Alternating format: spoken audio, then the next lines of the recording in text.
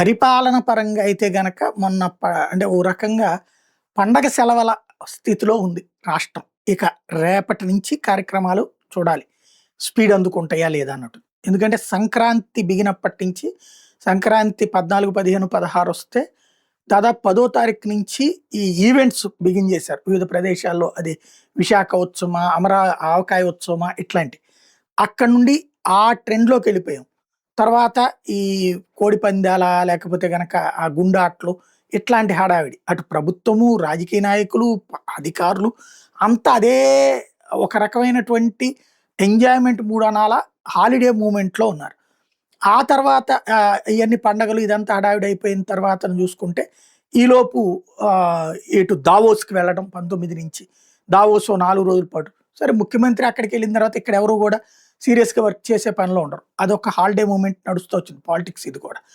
తర్వాతన ఇప్పుడు republic day ఈ 2 రోజులు శని అది ఇట్లాగొచ్చాయి సోమవారం దాకా వచ్చింది. ఇక ఇప్పటి నుండి మళ్ళీ సీరియస్ రాజకీయం, సీరియస్ ప్రభుత్వ యాక్టివిటీ నడుస్తది.